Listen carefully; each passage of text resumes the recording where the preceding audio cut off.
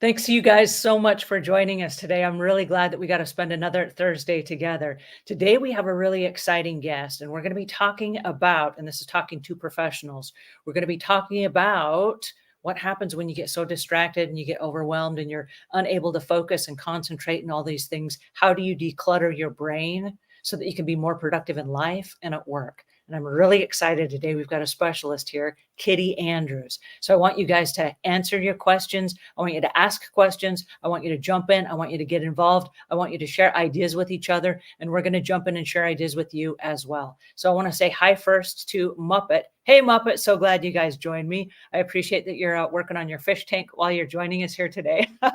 I just love that. That's so exciting. And we've got Fran Thompson joining from Arizona. So hello and welcome.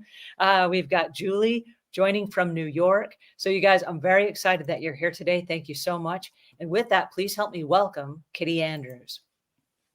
Kitty, Hello. how are you today? Fantastic. Hello, hello. I'm so glad to be here. Well, I'm very glad that you're here because for the last several weeks, we've been having conversations about how do we change what we're doing in our personal lives so that we can unclutter our mental space and then our physical space and kind of create a balance in our lives that makes us feel welcome and in harmony with who the best version of ourselves, I guess.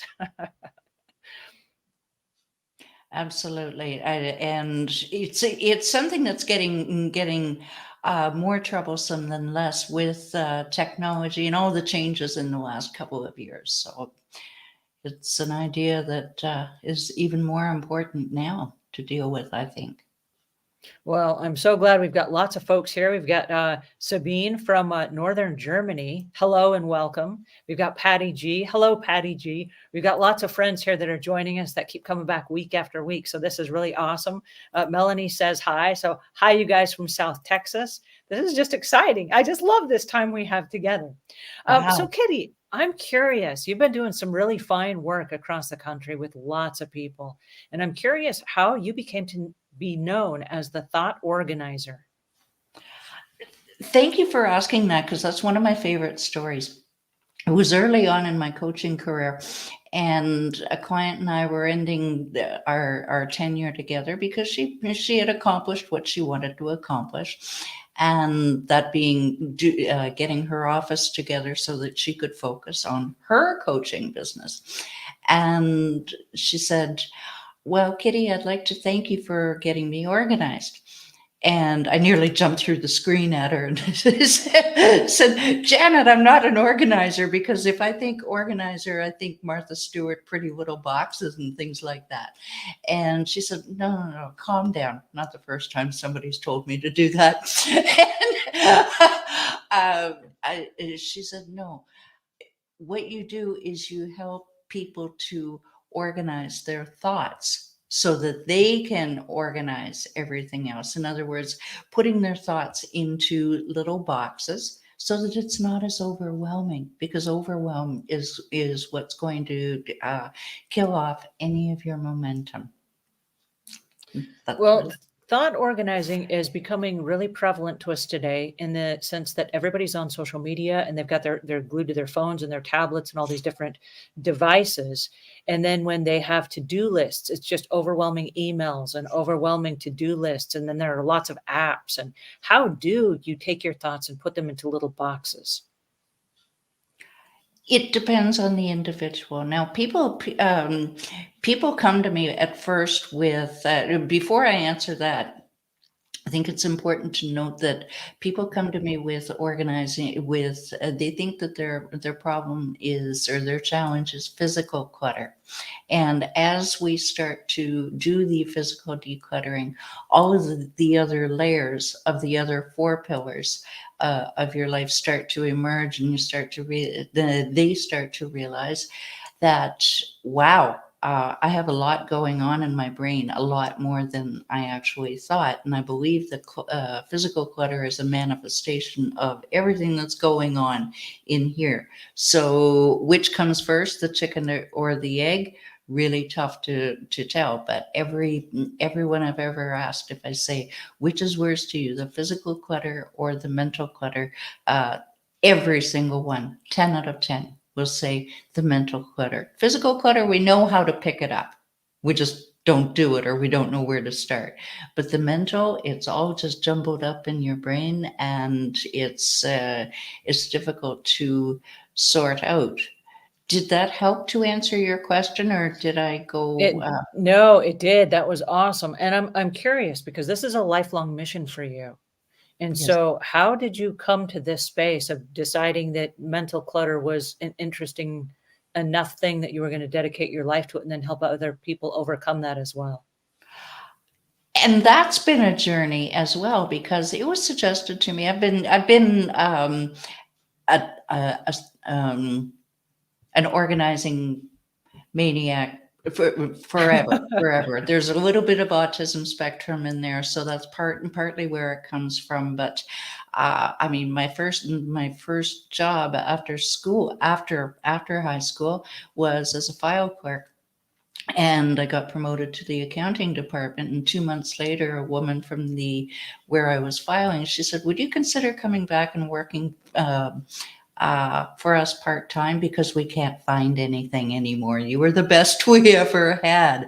Oh, And wow. it just that need, if anything, for having things in an orderly places so that everything flows. It made my brain function. Let's say, for example, in my 18 years as a cleaning business, to which you can certainly relate, there were times that I would just kind of straighten things out a little bit, just tidy it a little bit, so I could focus on my Mhm. job, frankly. And I was lucky; every single client liked what I did. Could have gone the other way, but it never did. They said, "I've been meaning to sort of smooth it out, and it feels better in here." And then I thought, okay, well, maybe decluttering is a way to go. And I stopped going into people's houses, because at that point, this was before virtual was a thing. This is back in 2018. And I think there were 2 other virtual declutterers in the world that I could Google. And I started with that, but it was over the ensuing 3 years that I started to really realize that no, it's not the physical clutter. And it was just working with clients and seeing, hey, I'm fixing their marriage. You know, I'm offering them business coaching advice. Why? Because they can finally see the forest for the trees, if you will. And decluttering the physical kind of opens up. Can I give you an example? To Absolutely. I would All love right. one. Perfect example. Client Sarah in Ohio. She won't mind me saying this. We started with physical clutter. I mean, her sun porch, the entrance into her home was so crowded that you kind of had like a 1 foot space to walk in, kind of thing. And we about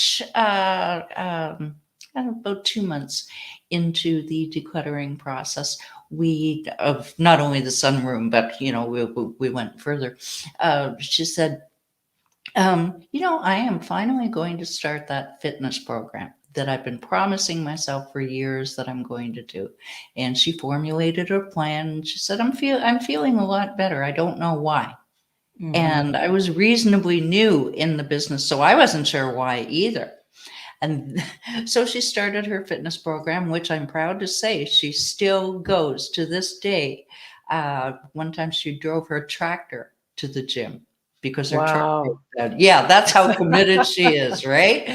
Uh, Yeah. and then on the heart pillar, so that's the health pillar. On the heart pillar, she one time said, just shortly after, my husband said something to me that I'm not really sure I liked.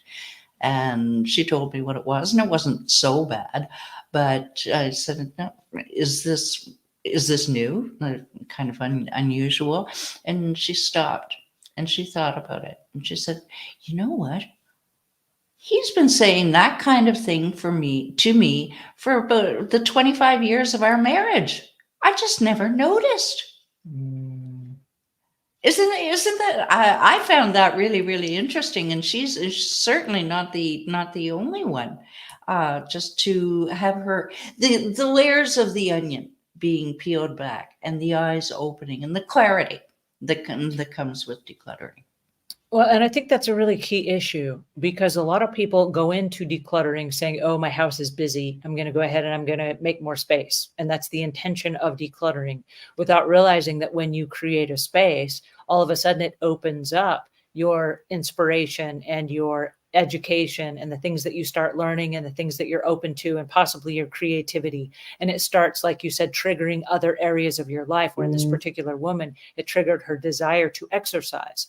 So there was an opening in her life and she didn't know what that opening was for and thought, hey, wait a second, I'm on the process of bettering my life. What does that mean? And it sounds like she was taking some other internal dialogue or other internal questions and asking, what does this mean for me in my relationships and in my health and in my physical fitness? Yes. Right. Yes. And I think that's part of the key of what you're talking about, which is so important about when you start decluttering, one little decluttering, whether it's your house or whether it's your ideas first. And you said the chicken or the egg, which comes first, but by making a change, by decluttering something, I think it starts to trigger that domino effect. Don't you think? Yes. You mentioned the creative aspect. Can I put the cherry on the top of Sarah's ice cream sundae? Absolutely. I just found this out this morning. No word of a lie.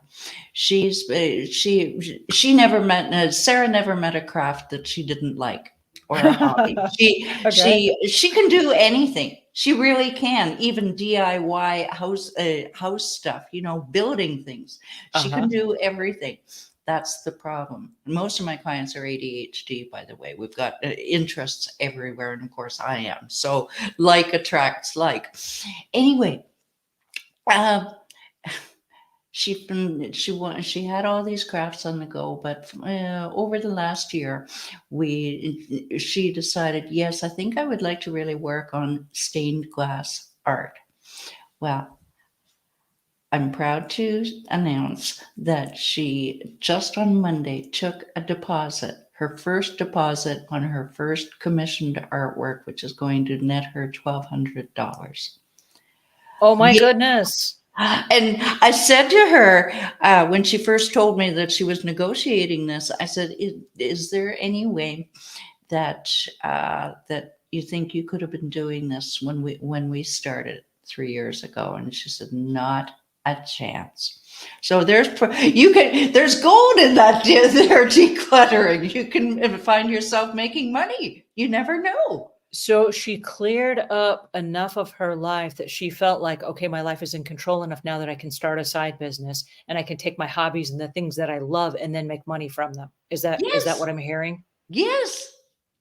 Isn't that And exciting? that is exciting. But so how do we replicate that in our own lives? Because I know a lot of the people that join us week after week are working through their own deals of clutter. And many of them are professionals that already have jobs, and some of them are looking to switch or do a side hustle or something like that. And other people are just looking to transition from a regular 9 to 5 job to something that may be more independent and give them more freedom of their schedule. And so, how do we take the decluttering thing and tweak it a little bit so that if we are ADHD or if we are just lack focus or if we're just consumed by all the stuff we have, how do we streamline that so that we can turn this into a profit and we can move forward with our lives in a productive sort of way? Going to answer that in what I hope will be the right way, and if it isn't, please ask me to clarify. I don't think there's a right or a wrong way. I just want your expertise. Okay. It most of my I'll preface by saying most of my clients are, or in fact, all of them except one, are age 40 and over, who are Mhm. doing exactly what you have described. Is seeing, is there something else out there for me? Maybe I don't want to work as hard in corporate or what have you, and they're looking to transition into something else. And to the how, the biggest part of decluttering is not only overwhelm, but deciding where to start.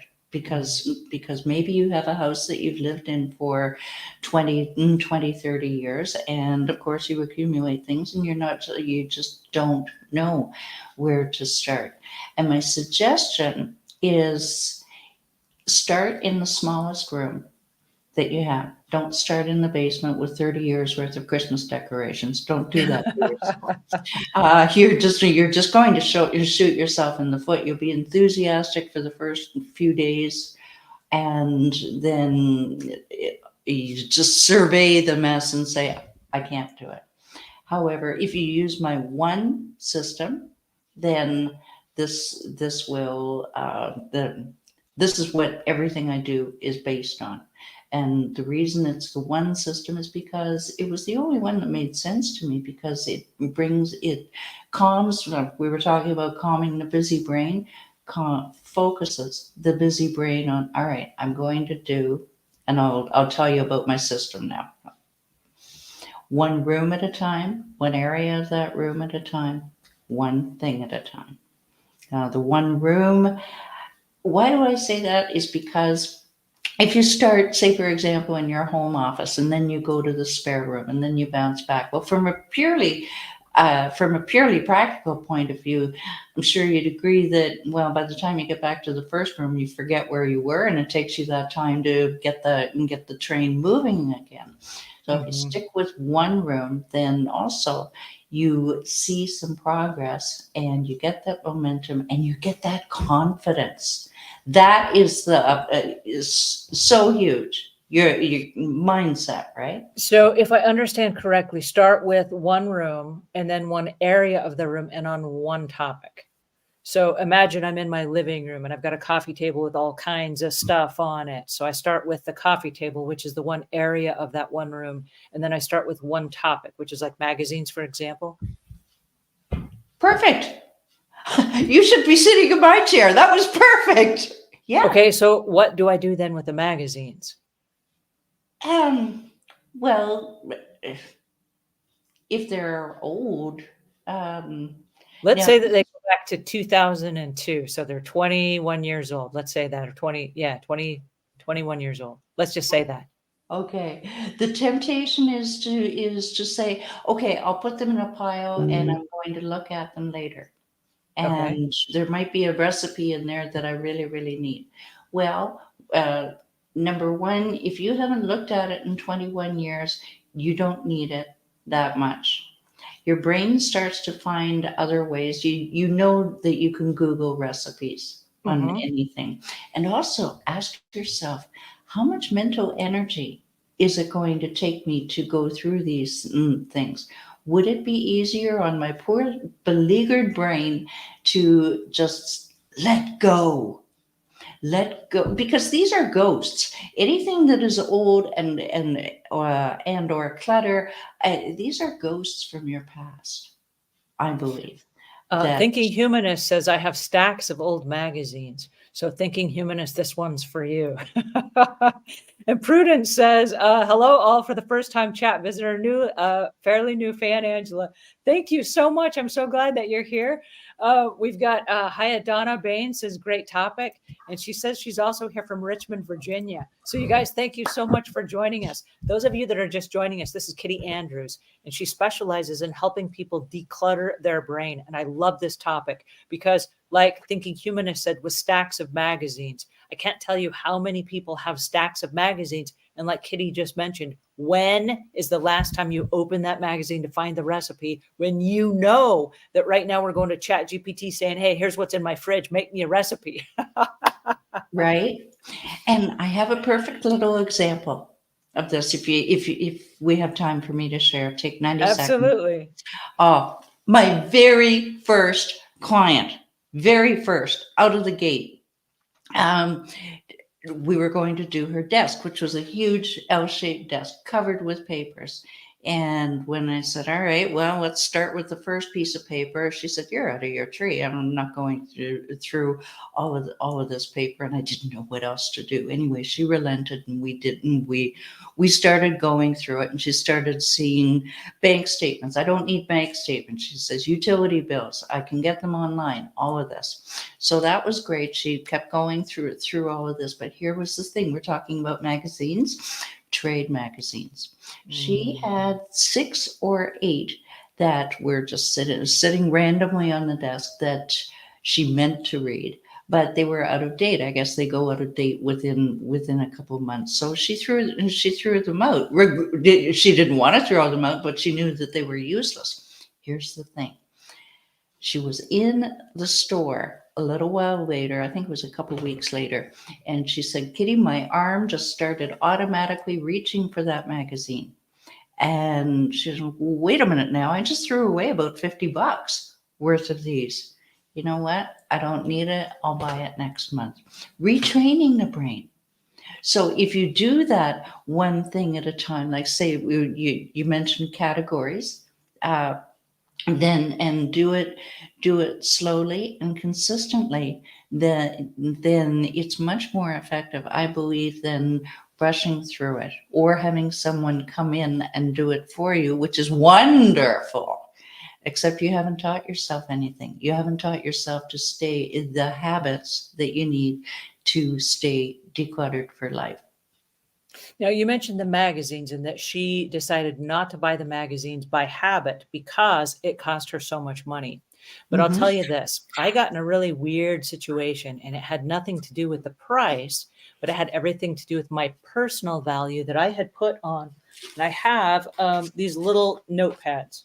And so as I'm working, I scribble little notes, and it's like, do this, do that, and little things that I've learned and whatever. And then I cross them off as they do them. But I have stacks, I mean, literally boxes of these notepads. And as I went through my stuff, I kept decluttering down and down and down, but I could not get rid of my notebooks. And it was because in the back of my mind, they came from me. This is my data. This is important to me, and I'm not going to be able to replace my data, right? And so I had boxes of these that I've been saving for who knows 20 years. And as I started going through them, at first I started crossing off the things that no longer were super important to me. When I realized that most of the things in the notebooks, I was never referencing again. Once I had written it down, it was kind of like, now that it's out, I either did it or I didn't do it. But the reality was I wasn't going back like, hey, where is that note that I had in this 3-ring binder or a leaflet or a notepad? But what I discovered was, because it was my data, I was holding on to it for dear life, like I was going to be unable to replace those thoughts. But then I said to myself, and this is just in the last couple of weeks, I started getting rid of them in mass amounts. I said to myself, if I needed that data, can't I rethink those thoughts? What is there that's on these that is so important that I can't seem to let go? And when I looked at them and I read them, I was like, there's nothing important in here. And I started crossing stuff off. Like, why am I crossing stuff off? This is just a colossal waste. I'm not referencing any of this information. And if there were really great ideas in here, they probably resurfaced at a later time in another way. And the things that were important to me at one time was things like learn SEO for my YouTube channel. Well, I already learned it. Okay. So the directive on here is useless because I already learned it. Right. So I don't need to go back and remind myself to learn something that I learned a few years ago. I got it. I'm good. Right. And I was like, why do I have any of this stuff? And I just chuffed boxes of these. I was like, let's just burn this stuff. Let's get rid of it. Because while I was hanging on to it for my reasons, I realized, and this was a really rude awakening, there's nothing on any of these notepads that means anything to anyone except me. And nobody can read my chicken scratch anyhow. And then I came to realize it doesn't mean anything to me either. Why am I hanging on to this stuff? And I was then able to let it go. But like you said, walking yourself through one area, and in this area, it was my storage closet that had all my thoughts in it. Well, okay, that was my one area. But like you said, once I walked myself through the logistics of it, I was like, I do not need this at all. And heaven forbid I should pass from the earth and someone else has to try to decipher all my chicken scratch. I do not want that to happen either. And I find that interesting, that everything you just said really, really interesting from the point of view of how much you have evolved from SEO for YouTube to now you've got it down as a. I think it's interesting sometimes to come across old notes or old workbooks or old business courses that we've taken, anything like that, and look at it and go, say to ourselves, wow, how far have I come from this? And then let it go. I look back on a business course from 5 years ago, and I say this looks like it's for a grade 5 person, comparably speaking. But back then, it served me well. But it is time to go through it. It's going to hurt though because it meant so much at the time. Agreed? Yeah. So here's the question. How do we let go of stuff that means so much at one time? And it goes back to BC or BSC here says, I have clutter, my brother's clutter, and leftover parents' clutter in my house. And it's so overwhelming. And I'm guessing that some of this clutter is because the person was meaningful. And so maybe their things are also meaningful. Therefore, we're hanging on to them for dear life. How do we get rid of that? That still honor the person, but get rid of the stuff that we're holding on to that maybe doesn't mean as much to that person as it did to the person while they were living. My best answer to both of those questions, because sentimental items are difficult to get rid of, and I use that term loosely. Let go of. Say, for example, you have 2 ticket stubs. You've got one for the rock concert that you went to with your best friend, and you've got the one that you went to the Shakespeare with your parents. Well, that's kind of a division of loyalties. Which one do you which one do you keep? So you've got that sentiment happening, which is clouding your decision making abilities and causing decision fatigue. And you had a scenario just before you mentioned about the sentiment. And the first thing that popped into my mind, we're about to have a visitor in a minute, possibly. The first thing that popped into my mind was something that a client came up with. Aubrey was moving from Washington State to Minnesota for work. And she had a lot of accumulation. We don't want to. It was a lot, and a lot of it was sentimental. And some of us are more sentimental than others. I can get rid of a lot of sentimental stuff. She had difficulty, and also a lot of crafts. But then, what she came up with was, do I really want to put and pack this in the U-Haul and then unpack it at the other end? And that was her litmus test for almost everything. And in my recent move into this apartment, it was really, really good. If I were moving across country to Western Canada, would I take this with me? And that can really, really help. I hope that helps somebody here. Well, and that's really interesting because we're all dealing with our different hot spaces. Like we all have things that like, oh, I can get rid of everything, but I can't get rid of this. And it's little conversations that we're having. I know in my personal life, one of the easiest ways for me to declutter is when I'm disassociated from that thing. And so I know that like my husband loves to hang on to stuff like for dear life. Like I paid good money for this. I'm gonna make it last. Yep. But when we're out walking in the morning and we're not in the room with his high school books, which now he's had for 30 some years, that's a good time for me to ask him, hey, tell me about the high school books. Are you going to hang on to those and for what purpose? And for him to not be connected in that same room, he can't touch them, feel them, see them, smell them. It's easy to say, oh, I think I'm done with them now that you mention it. Great. Without any further conversation about that, if they were to just disappear, are you okay with that? And have him say, yes, that's okay, because we're not in that space, right? But if you were to go back home and go into that room and hold the books, he's like, oh, no, I should hang on to them for a little longer. Why? I don't know. There's no good logical reason. But I've learned to ask questions like that when we're out walking and doing our morning walk. And then when I come home and he goes off to work, I'm like, let me hurry and get rid of those books, before he changes his mind. So I think there's something to be said about that as well, where you're not just so sentimentally connected or attached to that item.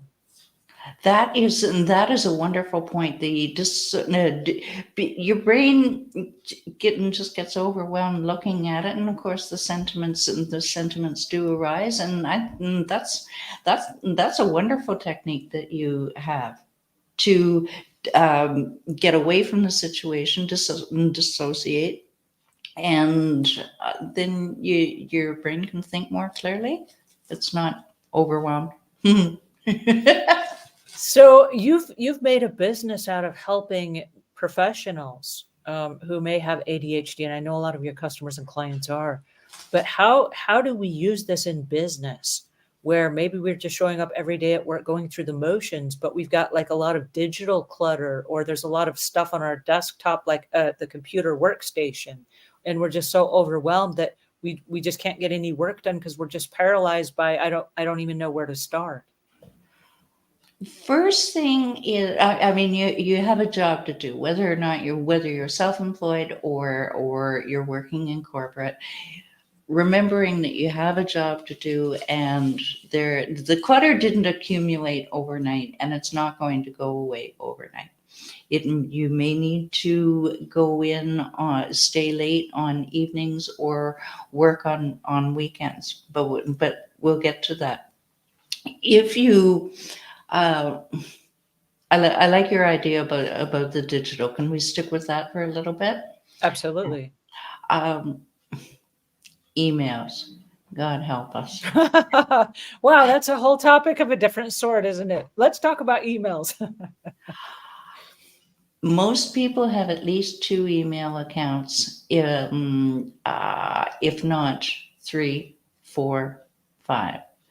I believe I have 4, and one of them, nothing goes into it unless I put it in there myself. It's an absolute project that needs to be, I need full attention. There's only one tab open on that. One is for mailers that maybe I should do a lot of unsubscribing, but you can't unsubscribe to everything at once. My best way for me and my clients is to take short periods of time regularly, if you can. Like if you can schedule maximum 45 minutes. And that sounds like a long time, but after 45 minutes, the average human starts to, they just lose their train of thought, lose their concentration. But even if you can do 15 minutes a day, at the end of the day, I'm in a major project right now, so I've stopped this little decluttering, but I'm getting back into it next week because it works. Is even if it's 5 minutes a day, and go through your email, and if you don't go back the full week that you may have missed, well, you know that you've gotten something done. And slowly, whether it's 5 minutes a day, which is about my attention span, because I'm also dyslexic, so things start to kind of blend together. Then just doing it slowly like that is going to, you're going to say, oh, I'm not getting enough done. I still see all of these. But trust me, you are getting things done. And one day, and this happened last week, oh my God, I'm caught up. What do I do? You've got to clutter my inbox again. I don't know how to cope, kind of thing. And it hasn't gotten that bad since then. So the idea of just taking it in, like Darren Hardy says, small, consistent steps over time is what is going to make the big difference. And you could try I tied one of my biggest tips is tidying your desk at the end of each day. Just 5 minutes, not even, just kind of straighten it so it looks nice when you come in. Starts you off with with a fresh point of view when you walk in, as opposed to that's no way that you want to start a day, right? You Well, may and on the same note, what one thing that I hear you saying is if you will tidy up when you're done, when you arrive the next day or the next session that you come back for work, you're mentally in a state of mind where you're then decluttered and you're ready to go to work. I know for me, being a high achiever and being on target all the time with so many things that I have to do, I literally have to keep my desk really clean, but I set my desk up for exactly what I want to come back to when I come back again. So if my computer screen is open, it's on the screen I need to be working on when I come back, so that I yeah. don't come back and I, play around and check email and get lost in social media and all these other things before, 45 minutes later down the road, I figure out what it is I'm supposed to be doing. I show up and I look at my screen. I'm like, oh yes, here's my deadline for today. Let me Right. jump into that. And I've set up everything so that when I show up for work again, boom, I'm right on target and here we go. Right. Are you my sister from another mother? As we're talking, I'm sitting here going like, I think I am. Yeah. We might even be twins.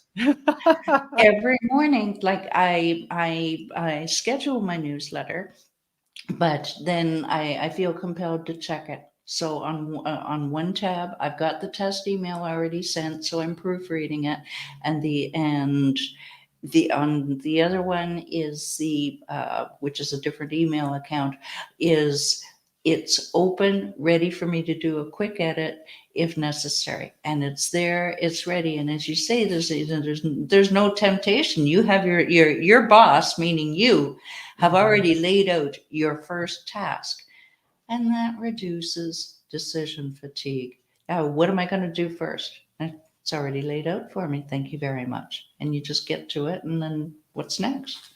And if you I have a love that. routine of doing things like part of, and I believe it's the part of the autism spectrum with me, is I have to do things in order at the same time. And if I diverge from that, like if I have the coffee after the shower as opposed to before, even just something as simple as that, my brain just says, whoa, something isn't right. So that makes traveling kind of interesting, but I cope. I even have a traveling routine. But the more you can systemize uh, everything you do so that it's rote, so that you don't even think about it, then I think you'd agree that your chances of getting overwhelmed by little decisions like, well, what should I do next? My day's mapped out for me. I do emails at 10 a.m. Central. That's when I do them. So my brain is clear for writing and detailed work in the morning. Well, I And love that you said that because a minute ago you mentioned decision fatigue. And I don't think there's enough that has been said about decision fatigue. And I think it's really important because while we are making life's decisions, like life is coming at you pretty fast, right? And I think the older you get, the faster it comes. I think that's true for me. Don't know about anyone else, but the faster it's coming at me, the more decisions I have to make.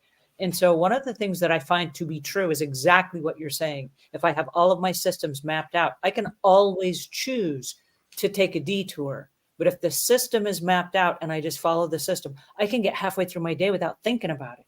And I'm yes, halfway through the day and I'm like, oh, hey, check it out. It's 8 o'clock in the morning and I've already done my workout for the day and I already packed lunches for the day and I already made my breakfast and I already worked for an hour on my writing. And, I'm on top of the world and it's 8 o'clock in the morning. Like, woohoo, check it out.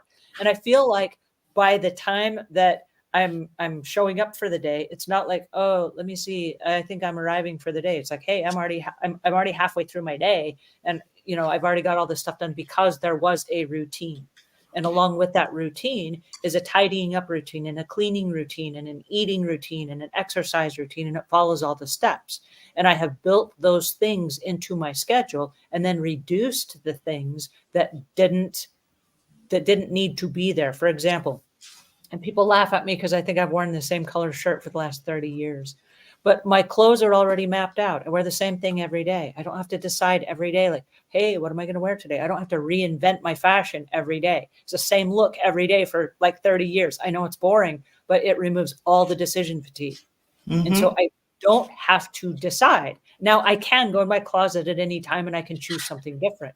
And boy, every time I do, people are like, whoa, check it out. Like you're in disguise today. You're wearing red. I'm like, oh, I know. But the cool part is it does reduce the decision fatigue. And I can save that little bit of energy that I have left for my brain on things that really matter. Mm-hmm. Well, the reason I know today is Thursday. This is gray, and the other shirt that I wear off camera is gray. Yesterday was pink and pink. Yeah, the color coding is that's how I do it because I like a little bit of variety. But yeah, Reduce the decision fatigue, huh? yeah, oh yeah, big time. So it says, Fran, I would imagine moving stuff because a ceiling collapsed and had a hurricane water. 5 ceilings collapsed here, and I had to make a lot of tough decisions. You can do it. Oh, no, Prudence. I'm really sorry that that happened to you. That's awful. And Fran was asking the question. She says, what if you have no plans for moving? How do you declutter willed items? That's a really interesting question. So somebody leaves you their items. How do you declutter if you're not moving? Well, certainly, I think that you should, because a lot of that person's energy is there, and having gone through my father's things over the last year, and that was quite difficult. The only way I was able to do it, and I hope that this will help, is by doing categories. Say, for example, paper. I mean, he had papers going back to, and not useful papers, I'm afraid, going back to 1995. But I also found some financial things in there, that lucrative financial things. So I had to go through it. Am I done? No, I'm not. I've taken away the obvious trash, which is what I always recommend. Always reduces your work, your what you have by about 30%. But it's, how do you do it? Same system. It really, in this particular case, one size does fit all, I believe. Um, take it a little bit at a time, like the elephant, by eating the elephant one bite at a time, and designating a certain time. So it's more of a job as opposed to a chore. It's like, all right, I'm going to do this for a short period of time on the Saturday afternoon, and then I'm done. Saturday morning, preferably. And then you've got the afternoon to do whatever else you want to do. Or the 10 minutes at the end of the day, but taking it in, and I know I sound like a broken record, but going through willed items, especially if the person was close to you, is difficult, and we don't know the value of these willed items in this viewer's case, and what the intention was. So with any luck, the viewer discussed with the previous owner, well, what am I doing with this? But really, at the end of the day, it is, once a gift is given, it's yours. Once a gift is given to you, it's yours to do with what you want. And once the gift leaves the donor's hands, it is no longer theirs. So taking ownership of whatever you've been given can be very, very empowering and help you to make those tough, sentimental, probably, decisions. Well, and I know some of the issues that we have are people who are dear to us, who had information or ideas or things that were important to them, and we want to honor them by hanging on to their stuff. And I know that, like, for my own parents who are both living, that which is great. But the things that they had in their life, I don't want their stuff. I don't want their physical stuff. But what was most important, like to my dad, was his ideas. And he was a really wise person who people came from all over and they would ask for his advice and they would ask for his counsel and his guidance. And that was really important to me because I watched my dad helping other people as a consultant and as a mentor and as a therapist and all these things to other people as I was growing up. And I said, wow, he's really smart. I really like his ideas. But then when I go to my dad and I say, hey, you're still alive. What are you going to do with all your ideas? He says, I've got libraries of stuff. Well, Dad, I don't have time to go through libraries, and I certainly don't want to inherit libraries of stuff. What would be really important to me right now is, can I interview you once a week and we have a YouTube show together where I can ask you questions and you give me answers. And we can document that for me, for all of my siblings and all of their kids, so the kids and the great grandkids now can have that information. And he's cognitive and he's sharp as a whip. And he said, yeah, let's do it. Well, my entire life, he's always been like, no, I don't want to go on camera or anything. And for the first time ever, I'm like, this is really important. I don't want your libraries of stuff. If you value your ideas as much as I do, let's document it, but let's do it on camera. Let me ask you the questions, you give me the answers. And he just did come out with a couple of books that were on Amazon, but it was a consolidation of all of his ideas. I don't have time for a whole entire library, but condense it down and give me the bullet points. Then let's unpack it and have these conversations. And so for the first time ever, we're meeting now on a Saturday, which don't tell anybody. It gives me quality time with my dad, right? When he's not going to take a call from me during the week because he's out with his garden and his plants. But suddenly he showed up every week and he's like totally prepared. And every Saturday morning we have our Live with Impact show. I'm like, yes, this is awesome, right? I get to hang out with my dad, but I'm changing the conversation because I don't have the energy now or ever to go through his whole entire library of stuff. He has more books than I do. And I had 10,000 books that I sorted through. I do not want my dad's library. I do not, no, don't do it. No, don't do that to me. I do not want it, Sam. I am. I do not. I love his brain, but no, I do not want all of his books. So. Well, much like you didn't want your old thoughts. You distilled them down in your notebooks. You distilled them down to, okay, well, that's already been done. That's already been done. I will think about that. And your father is. If I hear you right, he's distilling, he's giving you his best, as opposed to. I think that's important because stuff that we hung on to from 20, 30, 40 years ago has been revised as we grew, as we matured, as we became smarter and wiser people. We have better information. So a piece of advice today is going to have a more profound effect because it has more life behind it. It has more experience behind it. And so the dad's advice in his 30s, I mean, he was a kid in his 30s. What? I don't want advice from my dad in his 30s. I want my advice from my dad in his 70s, right? Give me the good stuff and give it to me now, right? I'm in a different place in my life where the information is different and it's more meaningful now that it has more impact behind it. Yeah, absolutely. And how wonderful! I'm sure you must feel so blessed to be able to spend this quality time.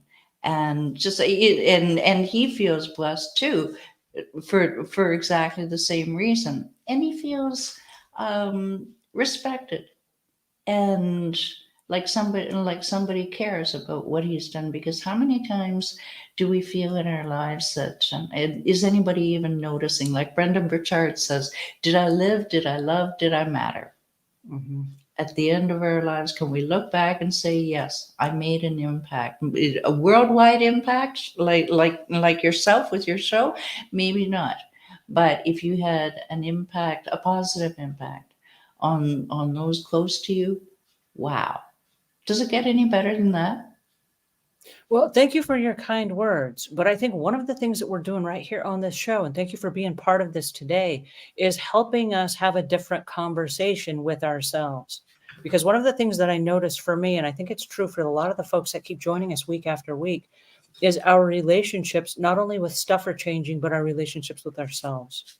And I think that's really key and really important because many of us live in homes, and this is kind of an era of the smartphone where people are like glued to their smartphone. They're in the same room as you, but they're paying attention to their phone and they're like, yeah, I hear what you're saying. and they're Yeah. they're not paying attention at all. And people are telling me on a daily basis, I feel like my family looks through me.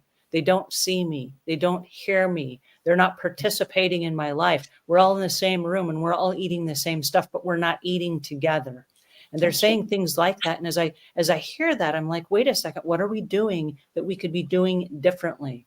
Because if we're hanging on to people's stuff because it meant something to us, but yet while they're alive and while they're in our space, we're not actually with them, why on earth are we hanging on to all their stuff? Are we Mhm. trying to buy back a relationship that we could be having right now? And these are the tough conversations. These are the things that we're starting to do right now. And so we started putting, and this is just me right now in the 2023s, we're starting to put our phones away while we're eating dinner.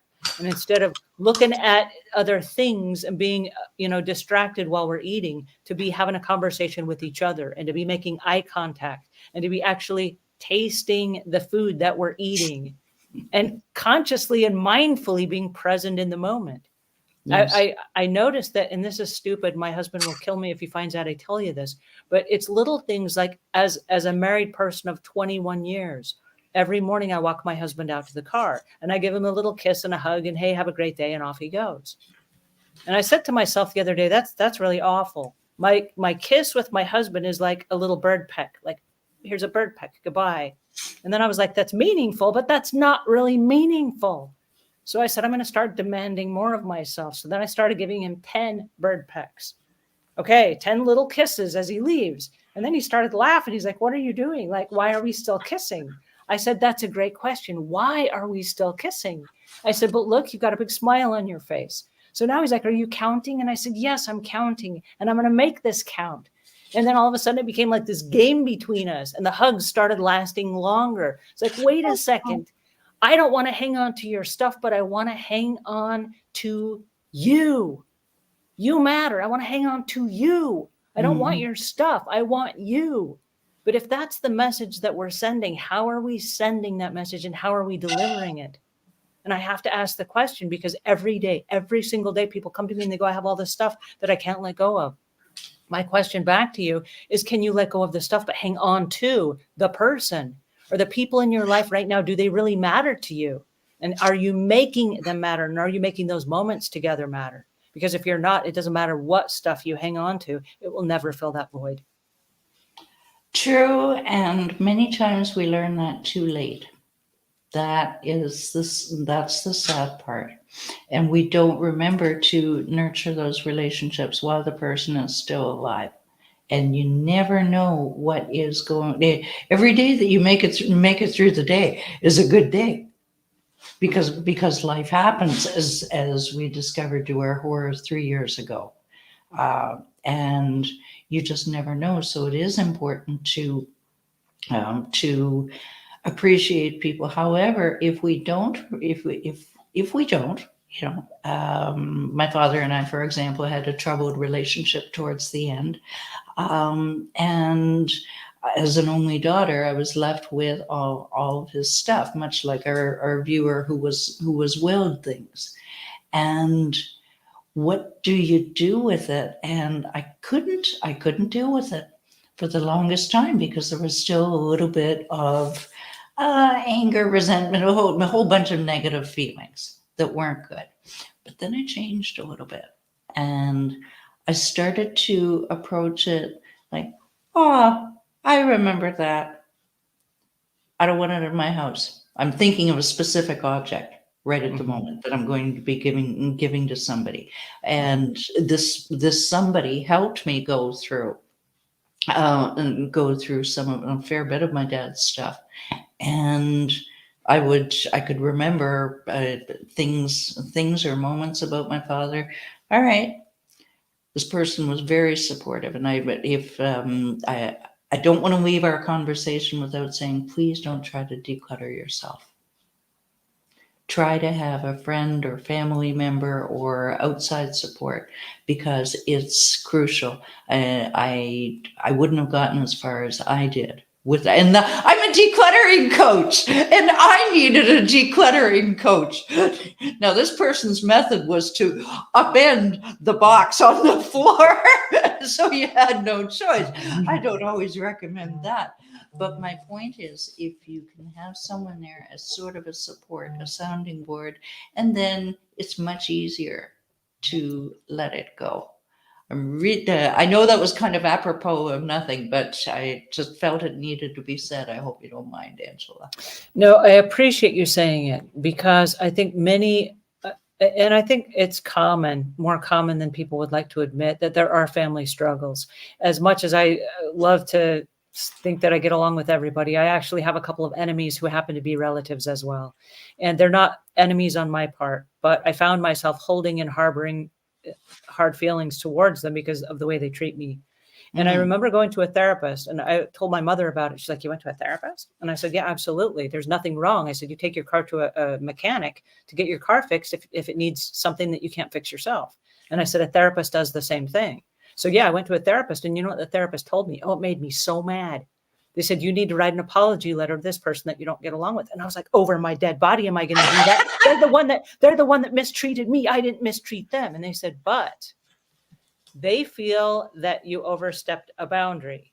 And whether you did or not is completely irrelevant. Those are their feelings, and those feelings matter to them. And the reason you're coming to me is because you want to resolve this. And right now there needs to be an adult in the room that will take responsibility. And right now there's no adult in the room. There are two kids fighting at each other." And I was like, "Oh, so I need you to write the letter and apologize for overstepping the boundaries. And then whether they accept your apology or not is completely irrelevant, but you will have let it go." And I was like, "Oh." And they said, "So by the time I see you again, I need this letter to be written and sent." And so I wrote the letter, and then I sat on that letter for a week. I was like, "I'm not sending that letter. You can't make me send that letter. You know, they're the ones that did this to me." And I was just in my head thinking through these things, right? And then I decided to send the letter, and then it was radio silence on the other end. I never got a forgiveness. I never got an acknowledgement of it or whatever. But to tell you how much of a burden that lifted off of me to write a letter, and the demands were very clear. Do not include the person, other people of your family. Like I was trying to be respectful of this person in my family. Like, don't put other people in the line of fire.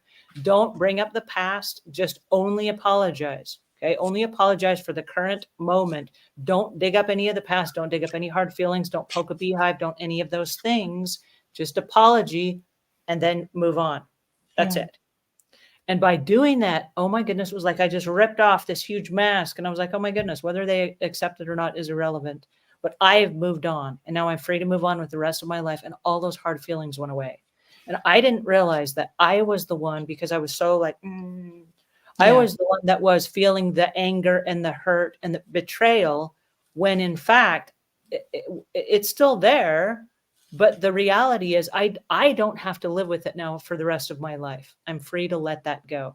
Yeah. And along with that, anything that was physical that I was hanging on to, hoping that that relationship was going to mend itself, I've been able to let go of those things because I've let go of that, whatever it was I hoped would be different.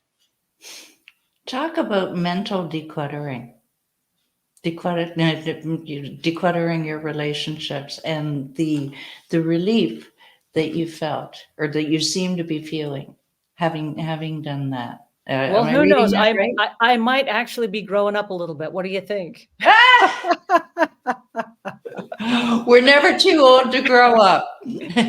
No, but I think I'm at a stage of my life right now. I'm like, you know what? If I'm going to be a mature person, I think I should probably like grow up. You know what I mean? And when the therapist said, there needs to be an adult in the room, I was like, guilty as charged. I've been the child in the room, like, acting out. And it's just an interesting game when you decide to accept responsibility and you say, hey, yeah, we did have a broken relationship, and my part of it, I hurt your feelings and I'm sorry,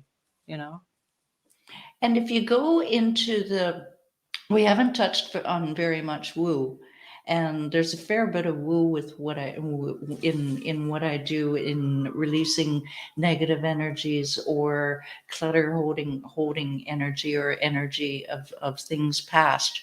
And when you do something like what you've done, I believe that you're opening the door for the universe to send you new stuff, whether it's physical or mental decluttering. What do you think about that?